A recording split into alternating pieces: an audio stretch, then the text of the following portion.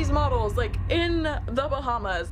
The most insane festival the world has ever seen. Island getaway turned disaster. It became very barbaric. Right now, we are the fucking laughing stock of everything. Just wait until you see what you're getting yourselves into. Corporate governance ensures that the management runs the firm for the benefit of stakeholders, which are the shareholders, creditors, suppliers, clients, employees, and other parties with whom the firm conducts its business. Billy McFarland failed in this matter because he was not able to protect the interests of the stakeholders. He grossly overpaid artists, which is not efficient, and problems with cash flows arises. Huge amount of money was put to waste and the stakeholders suffered losses. It is right that lawsuits were filed and that he is being made accountable because everything that happened is his responsibility and control. Billy McFarland enforces a culture of positivity that made him ignore all the signs of what else might possibly go wrong. He is optimistic to the point of becoming delusional. It made me confused whether Fire was supposed to really fail in his plan. Employees give their feedback and suggestions, but he just shrugs it off. He threatens them to just leave if they can come up with a solution. This is poor governance because employees may fear retaliation. There is no effective interaction with this because he does not listen to ideas coming from others, especially if it is contrary to his.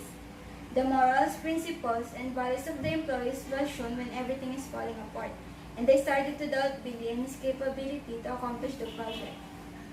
An implementation of a whistleblowing policy can enable safe reporting of incidents so that stakeholders really know what is happening and are not being fed with lies.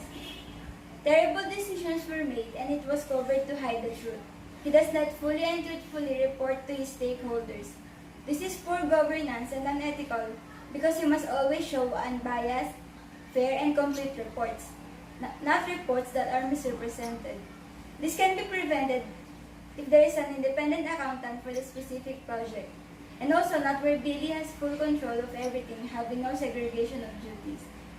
The cash flows will be monitored and it would be discovered that there is not enough financial asset to support the music festival. The verified information being available to stakeholders, preventing false claims and false documents too. Another case of poor governance and being unethical is when organizers disable commenting because of the negative feedback they are getting from the social media. They are not letting the clients know the real situation. The sexual favors that Billy asks for the team is also wrong. Billy is hands-on.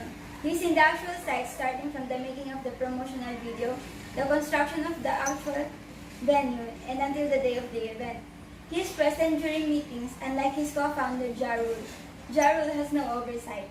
With this, he cannot notice if something is already wrong. He must have went and see the entire process for himself and not easily believe and trust everything that Billy says.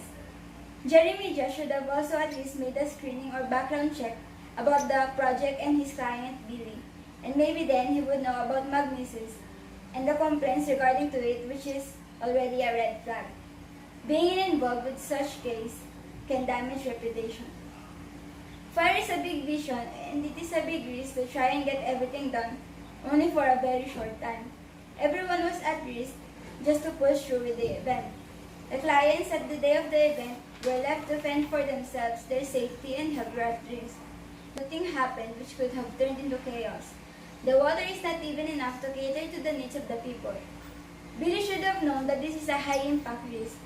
To manage risk, they should have only allowed the number of people that they can accommodate and handle. Bring security guards, provide sufficient lighting, and have signs around the area. There are no clear plans to manage risk, just like when it rained and the tents were soaking wet. It is most likely that they just accepted the risk. If only there was a festival insurance, the risk could have been transferred too.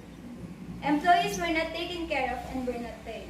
And instead of helping the society and supporting the locals as a social responsibility, he just let a lot of people down.